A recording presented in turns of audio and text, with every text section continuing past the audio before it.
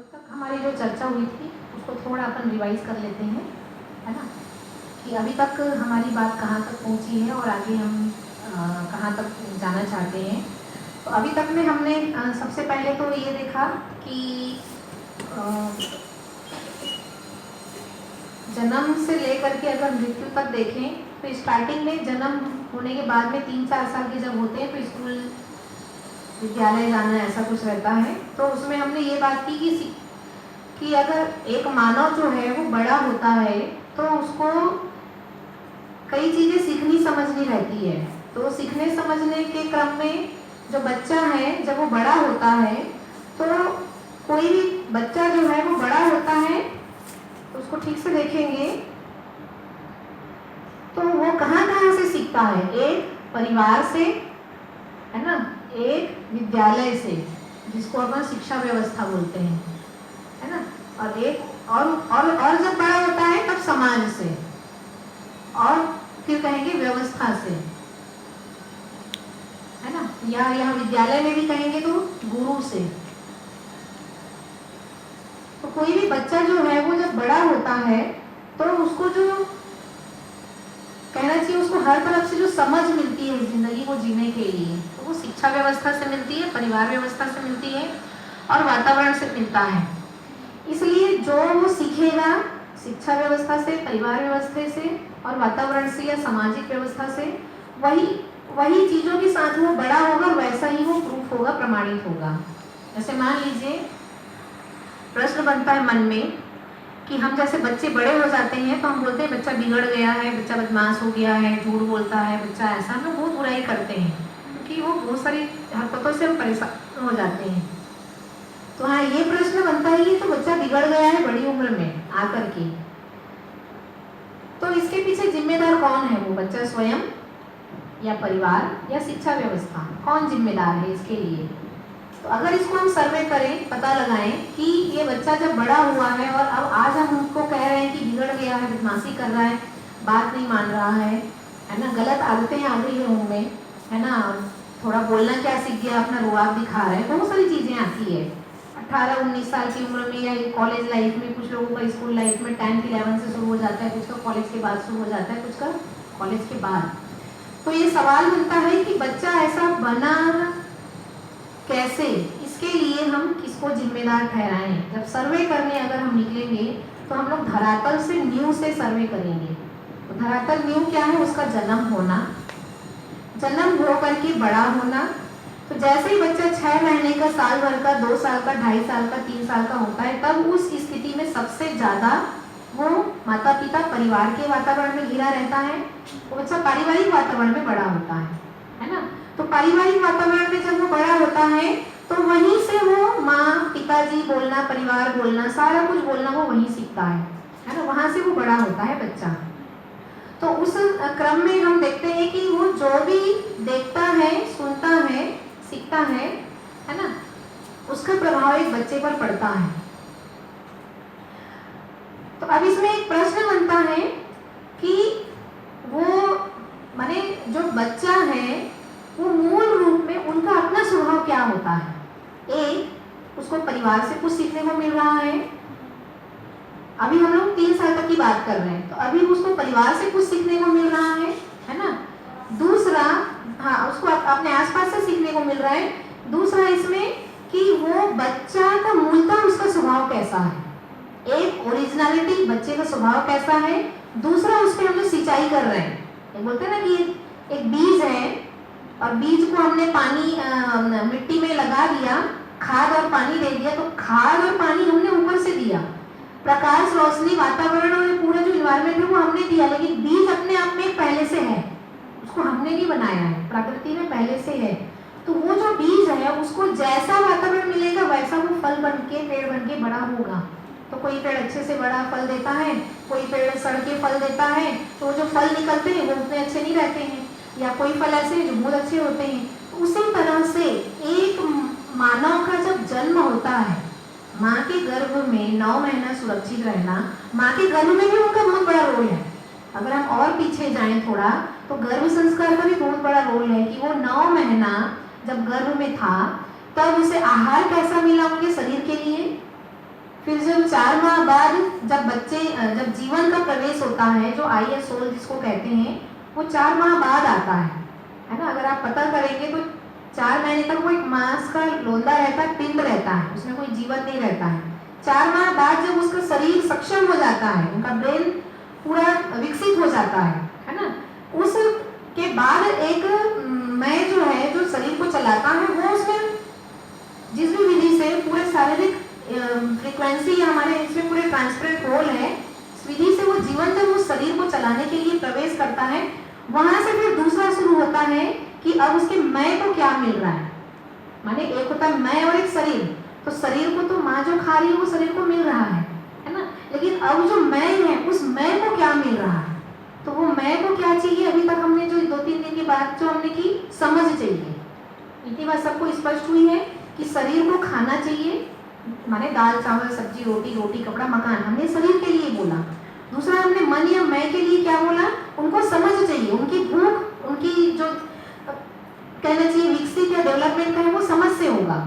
तो अब जब बच्चा गर्भ में है तो माँ क्या सोचती है, तो माँ का जो सोचना समझना और उस घर का वातावरण है ना, कि पति पत्नी है या दादा दादी, घर में जो भी इन्वायरमेंट है उसमें उसका जो सोचना जीना है, उसका संस्कार बच्चे पे पड़ता है। इसीलिए मान्यता है कि भाई जब आप गर्भ में हैं तो आपको आध्यात्मिक किताबें पढ़नी चाहिए, सकारात्मक किताबें पढ़नी चाहिए और वीडियोस देखनी चाहिए और सत्संग में जाना चाहिए। ऐसा इसलिए मान्यताएं दी गई ताकि बच्चे पे सकारात्मक ज्ञान उनको मिले, प्रभाव उनको पड़े। इसलिए ऐसा कहा गया है कि क्योंकि अभी वो है और वो भी फ्रीक्वेंसी के रूप में, वाइब्रेशन के रूप में, तरंग के रूप में उनके अंदर वो समझ जाती है, क्योंकि अभी सुप्त अवस्था में है उनका मैं जो है।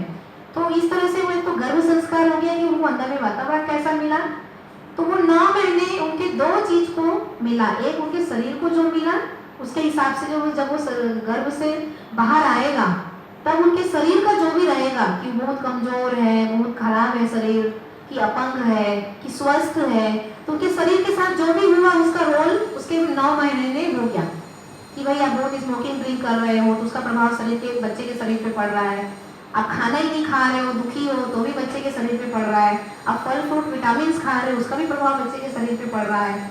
तो वो बाहर आने पर भी वो उस रूप में हमको दिखता है कि हाँ मैं बच्चा गर्भ में था तब मैंने इस बात पे ध्यान नहीं दिया, इसलिए आज बच्चे को शरीर में ये समस्या है, वो डॉक्टर भी बताते हैं।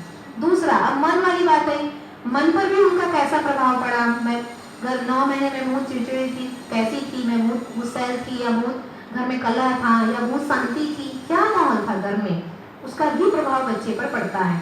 फिर उसके बाद जब वो बच्चा बाहर आता है तब मैं कह रही हूँ कि वो जन्म से लेकर के वो 3 साल तब भी उनको संस्कार मिल रहा है ना। तो वो माँ बोलना सीख रहा है, पिताजी बोलना सीख रहा है, धीरे धीरे धीरे वो घर के वातावरण से वो सीख रहा है। एक तो गर्भ में कुछ सीखा, एक वातावरण में घर के परिवार में से कुछ सीख रहा है, और एक उनका अपने प्रारब्ध भी रहता है, पूर्व जन्म, उसकी कभी चर्चा करेंगे अपन, क्योंकि पिछले शरीर यात्रा के भी कुछ संस्कार उनके साथ हैं, अच्छे बुरे जो भी हैं। और उसके बाद में जब बच्चा बड़ा होता है तब हमको अगर चेक करना है कि बच्चा मूलतः क्या होता है, क्योंकि अभी वो बच्चा सीखा नहीं है बोलना। जब वो बच्चा बोलना सीख जाता है कि मुझे ये चाहिए, मुझे वो चाहिए, मुझे यहाँ जाना है, मुझे वहाँ जाना है, तो मुझे लग रहा है 3 साल में सीख जाता है पूरा, है ना। 3-4 साल में वो पूरा सीख जाता है, अपना काम चलाओ बोलना, मुझे खाना है, घूमने जाना है, मुझे ये करना है, पूरा बोलना तो पूरा 2 साल में पूरा सीख जाता है, और 3 साल में पूरा पक गया, ऐसा बोल सकते हैं। 3 साल में वो पूरा पक गया। अब ये 2 साल से 3 साल के बीच में अगर हमको ये रिसर्च करना है, सर्वे करना है कि मूलतः मूल में उनका स्वभाव रियल में एक मानव जाति का क्या होता है, वो उस समय आप पता कर सकते हो। कैसे? बिल्कुल ईमानदारी से आप वॉच करोगे ना, तो बच्चा जो है वो सही ही बोलना चाहता है, जन्म से वो झूठ बोलना नहीं चाहता, है ना। एकदम प्योर कहना चाहिए, एकदम शुद्ध खरा रहता है, वो सही ही बोलना चाहता है, वो झूठ बोलना नहीं चाहता, है ना। और वो सही जानना चाहता है, माने हर चीज के लिए वो जिज्ञासु रहता है, जानने के लिए वहीं से जिज्ञासाएं रहती है। कि हम हैं कि उनकी अक्षमता को देख करके हम उस कुछ चीजों से दूर करते हैं, लेकिन जीवन रूप में अगर हम देखें तो वो सही जानना चाहता है, वो सही बोलना ही चाहता है और वो अच्छे से खुशहाली से जीना ही चाहता है। ये मूलतः उनका स्वभाव होता है। ठीक है, जन्म से ही उसको देखोगे तो उनका अपना मूलतः जो स्वभाव है वो बहुत आक्रोशित नहीं रहता है ना। बहुत हम लोग इसलिए हमको छोटे बच्चे देख के बहुत अच्छे लगते हैं, उसको देख के ही मन खुश हो जाता है, बड़े फूल से कोमल से लगते हैं, है ना, उन सारी चीजें। लेकिन जैसे ही बच्चा बड़ा होता है तो उसको जो सीख मिलती है, गलत सीख जिसको बोलते हैं, जो हमको भी पसंद नहीं है जाने अनजाने, है ना, वो सीख उसको परिवार से, आसपास पड़ोस से, वातावरण से, और फिर जब स्कूल जाता है तो वहां से क्या सीखने को मिलता है कि जैसे मैंने कहा कि बच्चा जन्म से ही सत्य वक्ता होता है। जैसे आप सब कॉमन एक उदाहरण है कि अगर छोटे से बच्चे को बोल दो कि बेटा मैं यहाँ अभी मैं बाथरूम में जा रही हूँ या मैं यहाँ काम कर रही हूँ, कोई आएगा और पूछेगा मम्मी कहाँ है, तो बोल देना मम्मी घर में नहीं है या मम्मी बाहर गई है। तो बच्चा सोच में पड़ जाता है मम्मी तो घर में है, अब मैं कैसे बोलूँ, तो हाँ तो बोल देता है। लेकिन जब आप उसको जा करके कोई पूछेगा अंकल आंटी पड़ोस से आ करके कि बेटा मम्मी कहाँ है, तो एज इट इज वही बोलेगा, मम्मी किचन में है, मम्मी बोली है कि कोई भी आएगा तो बोल देना मैं घर में नहीं हूँ, है ना। जैसे पापा बोल देते हैं बेटा फोन आया है ना, जाओ उठाओ, तुम बोल देना पापा घर में नहीं है, तो फोन उठा के बोलेगा हेलो अंकल आप कौन, है ना, तो आपके पापा कहाँ हैं, तो पापा बोले हैं बोल दो मैं घर में नहीं हूँ। क्या हुआ, ये रियल है, ये ट्राई करके देखो छोटे बच्चे के बीच में। तो क्या चीज है ये, बच्चा सही ही बोलना चाहता है, जो रटाओगे वो बोलेगा, है ना। तो हमने जो रटा दिया वो बोल दिया, वो उसके अंदर में कुछ भी नहीं है, गलत परतें उसके अंदर है ही नहीं कि ये नहीं बोलना है, ये करना है, चालाकी चतुराई बदमाशी कुछ नहीं है, वो प्योर है, एकदम सही है। भेदभाव करना भी हमारा वातावरण ही सिखाता है। जैसे अगर पड़ोसी का बच्चा या हमारे देरानी जेठानी का बच्चा, उनका खिलौना मेरा खरीदा हुआ मेरे बच्चे के लिए खिलौना, हम ही सिखाते ये तुम्हारा खिलौना, ये उसका खिलौना, ये तुम्हारा है ये उसका है। तो ये जो तुम्हारा उसका अपना पराया का दीवाल, मैं जड़ बता रही हूँ, प्रॉब्लम का जड़ अपने पराये का दीवाल, ये हम घर से ही सीखता है। फिर जब स्कूल जाता है तो उसके बाद वो वातावरण है ही कि भाई वहां भी ऐसे बच्चे होंगे कि तुम्हारी पेंसिल ना चोरी हो जाए, पेन चोरी ना हो जाए, तो अव्यवस्था के कारण सिखाना पड़ रहा है कि भाई ये तुम्हारा है, तो मेरा तुम्हारा मेरा तुम्हारा, अपने पराये का दीवाल। झूठ बोलना परिवार से सीखता है, अपने पराये का दीवाल भी उसका वहीं से ही होता है। तो इस तरह से हम देखें कि हमने जो बोला अभी कि बड़े हो जाने पर बच्चे जो पूरे बिगड़ जाते हैं, पूरा बिगड़ने के पीछे पूरा रोल परिवार के वातावरण का, आसपास के वातावरण का, फिर स्कूल में भी सीखता है। मेरा बच्चा सीधा साधा है, वो मारना स्कूल में जाके सीखा, क्योंकि दूसरे बच्चे मारते पीटते हैं, मेरा बच्चा मार खा के आ जाता है, तो कुछ लड़ाई झगड़ा गंदी गाली देना सीखना कुछ भी वो वहां भी सीखता है, पड़ोस में भी, खेल के मैदान में भी सीखता है, तो सब जगह से वो सीखता है ना। और इसमें हमारा भी कोई बहुत बड़ा कंट्रोल नहीं है, हम भी कुछ नहीं कर सकते, है ना, कर भी सकते हैं उतना करते भी हैं, है ना। तो इस तरह से हम देखें कि बच्चा जो है वो बड़ा होकर के अगर बहुत खराब बच्चा बन के बड़ा हुआ है तो कहीं ना कहीं पूरी जो जिम्मेदारी है वो बच्चे की नहीं है, परिवार, शिक्षा व्यवस्था और वातावरण। इसीलिए मैंने कहा कि बच्चा जो है वो सींच करके जो बड़ा होता है, खाद पानी और वातावरण जो मैं कह रही हूँ वो यही सब है, इन सब के साथ वो बड़ा होता है और फिर उसका रिजल्ट हमको पसंद नहीं आता है। इसकी और अच्छे से चर्चा हम परिवार वाले चैप्टर में करेंगे, है ना।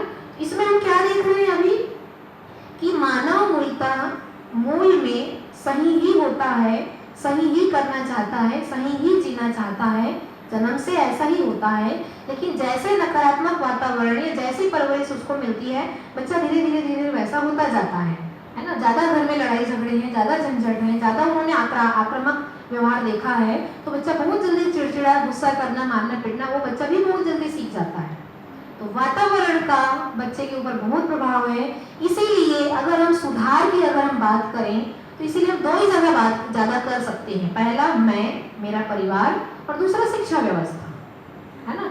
ये दोनों अगर सुधर गया तो मैं सुधरा, मेरा परिवार सुधरा, तो ऐसे हर घर का मैं और परिवार सुधरा तो समाज अपने आप ठीक हो ही गया।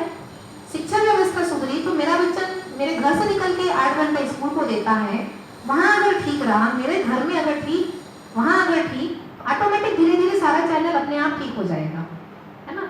इसके लिए हम अगर ठीक से समझने जाएं, देखने जाएं, तो बहुत सारी जगह पर अगर हम देखें तो वातावरण का, संस्कार का, इसी को मैंने उसका प्रभाव जो है बच्चे पर बहुत पड़ता है ना। एक मैं रियल केस आपको बता रही हूँ, है ना। जब आपको इस तरह की कोई बातें करते हैं, कोई काम करते हैं, तो कुछ ऐसे संयोग बनते रहते हैं। एक रियल केस मैं बता रही हूँ। एक परिचित है जो मुझे अच्छे से जानते हैं, है ना, उन्होंने एक महिला को, उनके अपने बच्चे से बहुत परेशानी थी, उसको एडवाइस दिया मेरे से मिलने के लिए, ठीक है। वो महिला मेरे पास पहुंची, है ना। मैं ये सब नाम इसलिए नहीं लेती हूँ क्योंकि बहुत सारा कॉन्फिडेंशियल रहता है। आप किसी की काउंसलिंग कर रहे हो, किसी के पर्सनल इश्यूज डिस्कस कर रहे हो, तो वहाँ आपको उसका नाम पता कुछ बताना नहीं रहता है, तो ज़्यादा ठीक है ना। तो इसलिए फिर वो महिला मेरे पास आई किसी भी तरीके से और बोली, मैडम मैंने आपका नाम सुना है काफ़ी, और आप मुझे किसी ने कहा है कि आपसे मिलूं और आपसे परामर्श लूं और उससे मेरी समस्या का समाधान मुझे मिल जाएगा। मैंने कहा बताइए क्या हो गया। तो उन्होंने कहा कि मेरा बच्चा है ना, वो अभी क्लास 3-4 में है ना, छोटा ही है ना, ज़्यादा बड़े उम्र का नहीं है, छोटा है बच्चा, और मैं उनसे बहुत परेशान हूँ। तो मैंने कहा कि क्या क्या परेशानी है आपको, है ना। तो बोले मेरा जो बच्चा है वो बहुत ज़िद्दी है, बहुत मारपीट करता है कि छोटी उम्र में बहुत लड़ाई झगड़ा करता है। उनकी छोटी बहन है ना, 1-1.5 साल की छोटी बहन है, 2 साल की, उसको बहुत मारता पीटता है वो, है ना।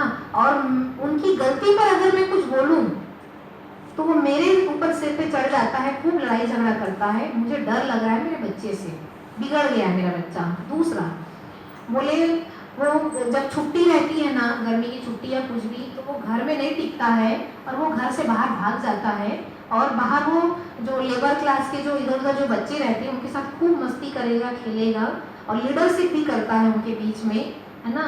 और अपने आप को बड़ा लीडर की तरह फील करता है और जो भी उनके पास में खिलौने हैं, पैसे हैं, जो भी है कहीं से भी वो सब बाहर दे आता है, वापस नहीं लाता। तो एक तो बाहर वाला वो समस्या और घर वाला ये समस्या। तो मैं बहुत परेशान हूँ, तो मैं इसका समाधान चाहती हूँ। आप कुछ सुझाव दीजिए मुझे जिससे कि ये चीज़ें ठीक हो जाए।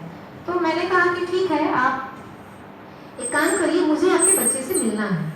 मैंने कहा एक तो आपने बोला, दूसरा मैं भी मिलूंगी उनसे।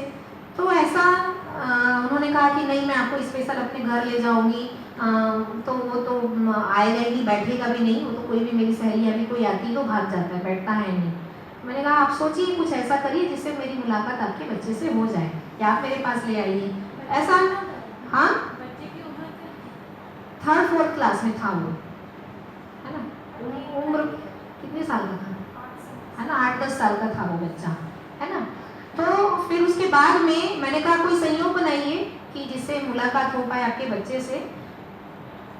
तो ऐसा संयोग बनाया कि उनको कहीं जाना था, तो उन्होंने ऐसा निर्धारित किया कि मुझे भी कहीं जाना है तो उस जगह पे मुझे छोड़ दे, है ना, और हम थोड़ी देर वहाँ पर बात कर लें। तो अच्छे घर से हैं, काफ़ी पैसे वाले घर से हैं वो लोग, तो उनकी अपनी कार है। तो हस्बैंड वाइफ और उनकी बेटी और उनका बेटा और मैं, मुझे ले लिया उन्होंने। तो बोला कि ठीक है चलते हैं अपन, और मैं फिर उनके बच्चों के साथ पीछे में बैठ गई। बस कुछ नहीं, मैं पूरा चली उनके साथ, आधा घंटे 3 घंटे बाद हम कहीं पहुँचे और फिर उसके बाद में हम वहाँ उतरे, है ना। तो उस दौरान में क्या हुआ कि वो दरवाज़ा उसकी मैंने बहन खोल रही थी, वो खुल नहीं रहा था। तो मैंने ये खोलने की कोशिश किया, इनसे भी नहीं खुला। तो इस दौरान में फिर मैं खोलूँ तुम खोलो में थोड़ा झंझट हो गया भाई बहन में, दोनों छोटे छोटे थे दोनों। तो इस दौरान में फिर उसकी बहन थोड़ा रो दी, नहीं मैं खोलूँगी, तुम मत खोलो, बच्चे हैं मस्ती करते हैं।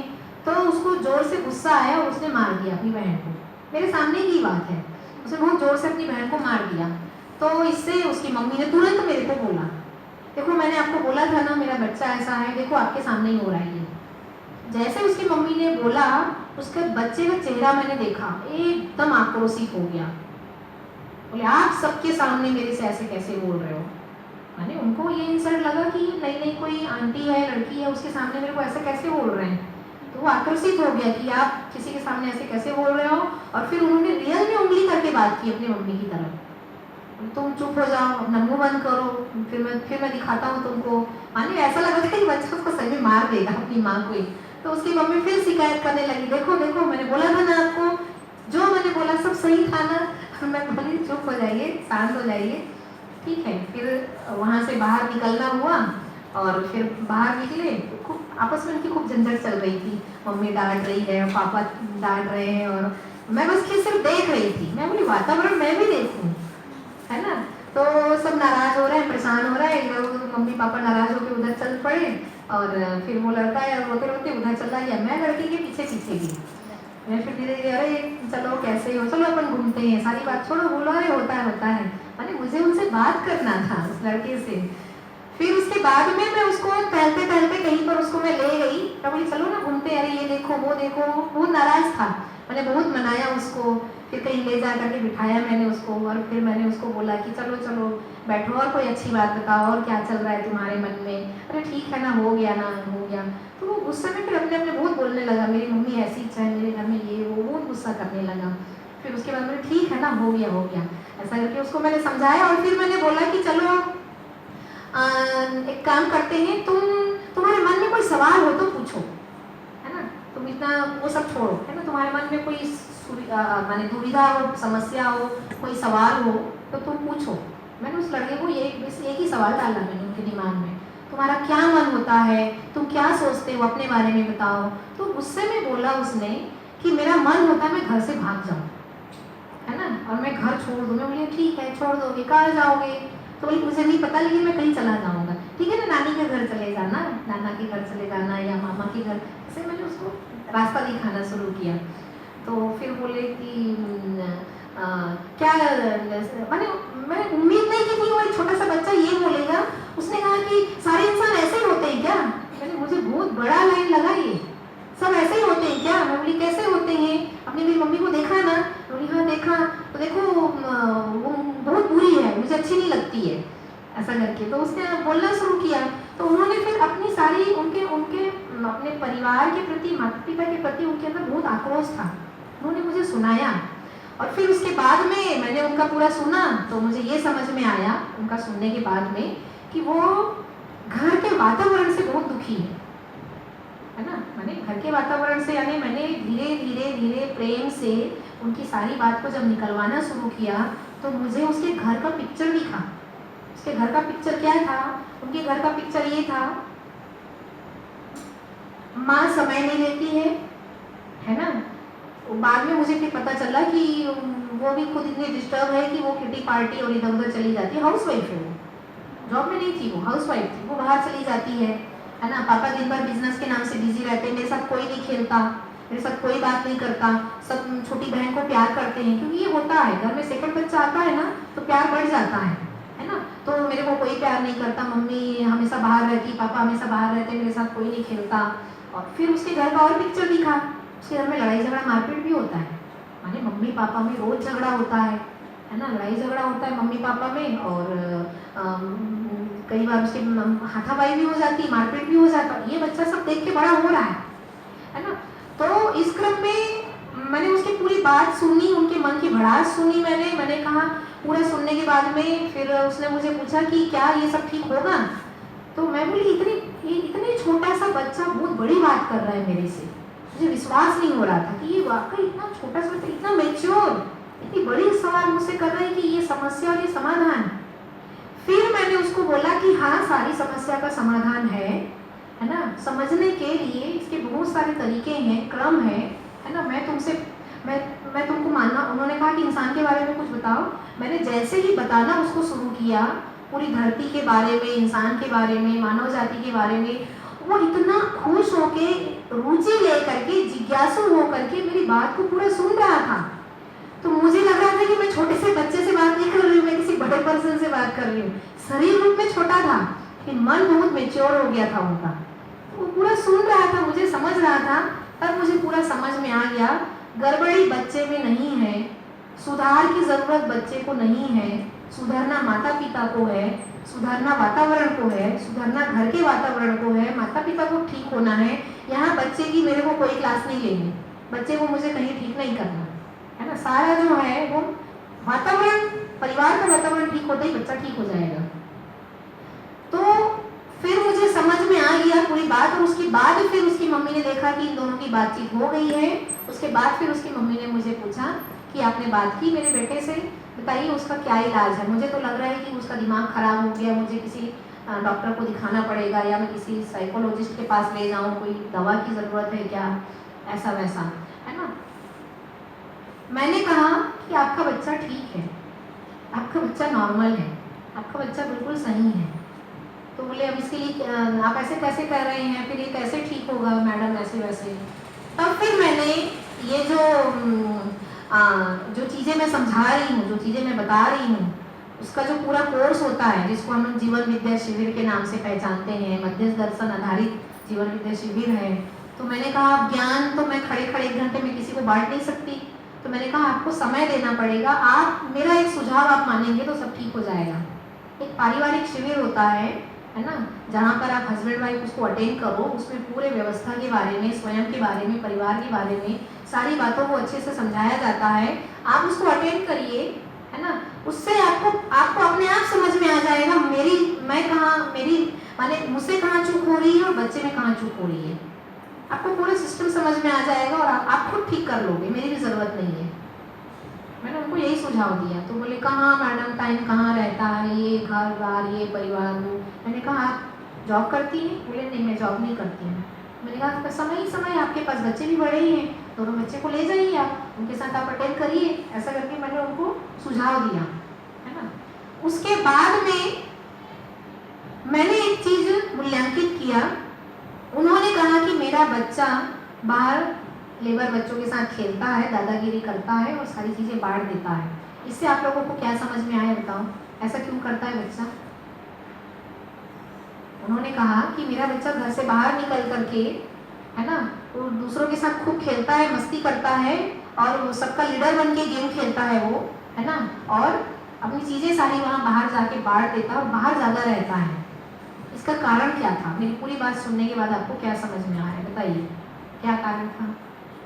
की ज़रूरत थी और वो भी चाहता कि ये मेरी भी कोई सुने, मेरी भी कोई बात माने। तो वो सहपाठी लोग के बीच में अपनी बातों को रखता था और वो मानते थे, और उनके पास जो चीज़ें रहती थी, चीज़ें के कारण ही शायद मानते रहे होंगे या एक साथ झूठ को करके। तो उसको भी लगता था कि भाई मैं चीज़ अगर देता हूँ तब ये मेरी बात सुनते हैं, इसलिए वो बांटता था उनको।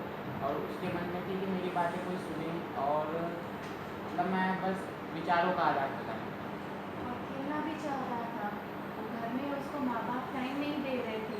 वो बच्चा है तो उसको दोस्त चाहिए उसके लायक, जो उसके साथ समय बढ़िया से बिता सके। तुमने अपनापन महसूस किया?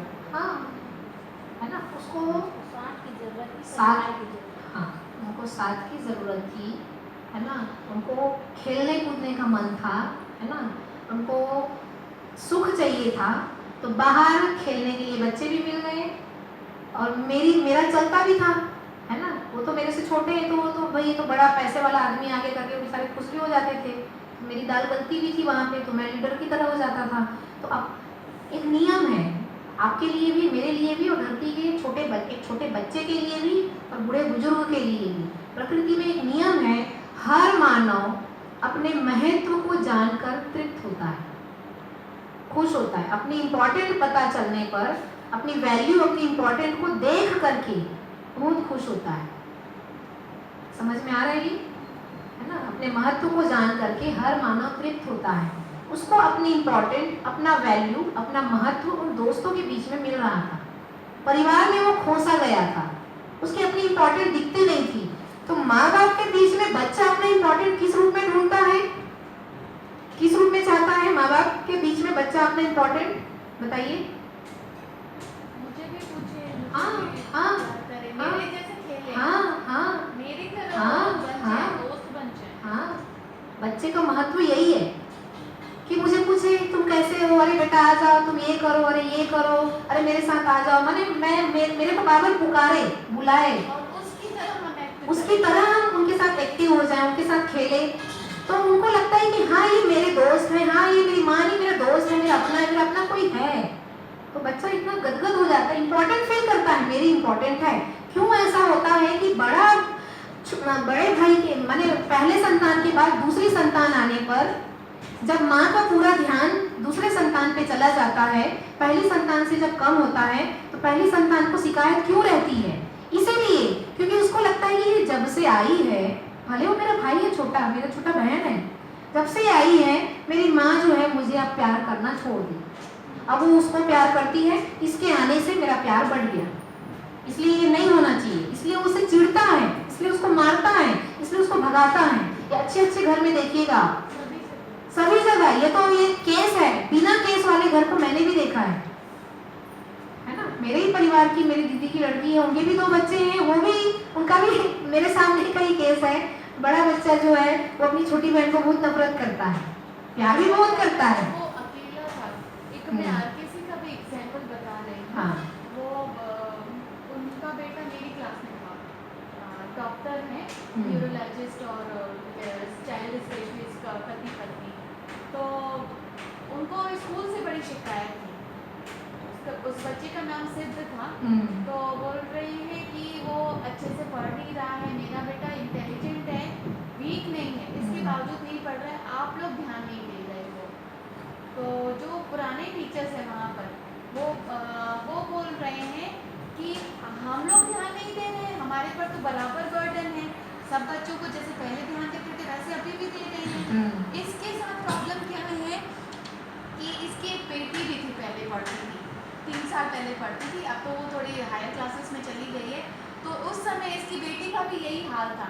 लेकिन चूंकि ये लोग एक पहला बच्चा था, वो बेटी जो थी पहली बच्ची थी, है ना, तो वो लोग खुद पति पत्नी डॉक्टर्स होते हुए भी पति पत्नी बैठकर दोनों बैठ के होमवर्क करते थे, नहीं आ रहे हैं या बराबर वो इस बच्चे पर ध्यान देते थे। अब वो लोग ध्यान नहीं दे रहे, अब वो खुद भी बड़े डॉक्टर्स हो गए हैं और उनका ये सेकंड बच्चा है और वो बेटा बच्चा भी है, ये चीज़ें हैं। तो नहीं है ना कि आप ये हर घर की कहानी है, इसलिए हमको अगर बहुत सारी चीज़ें समझनी है ना, हम छोटे बच्चों को भी ऑब्जर्व करना शुरू करेंगे ना, बहुत सारी स्टोरी हमको यहाँ से भी समझ में आ जाएगी कि वो भी अपनी इम्पोर्टेंट चाहते हैं, और जब वो कम हो जाता है तो वो आक्रोशित हो जाता है वो बच्चा। मैं बड़ों का भी उदाहरण दूँ, जैसे हस्बैंड वाइफ के केस में मैंने बहुत देखा है, 2 दोस्त के बीच में भी बहुत देखा है। अगर हस्बैंड अपने वाइफ को कम समय दे रही है तो वाइफ को क्यों शिकायत रहती, तो बड़े इतने है ना, आप मुझे टाइम नहीं दे रहे हो, आप मेरे से बात नहीं कर रहे हो, आप परेशान, माने हस्बैंड वाइफ की लड़ाई यही तो रहती है, आप मुझे टाइम नहीं दे रहे हो, आप मेरे से बात नहीं कर रहे हो। तो ये बड़ों में ये हाल है, वाइफ को लगता है कि मेरी इंपॉर्टेंट नहीं है, आपका इंपॉर्टेंट ऑफिस है, आपका इंपॉर्टेंट कुछ और है।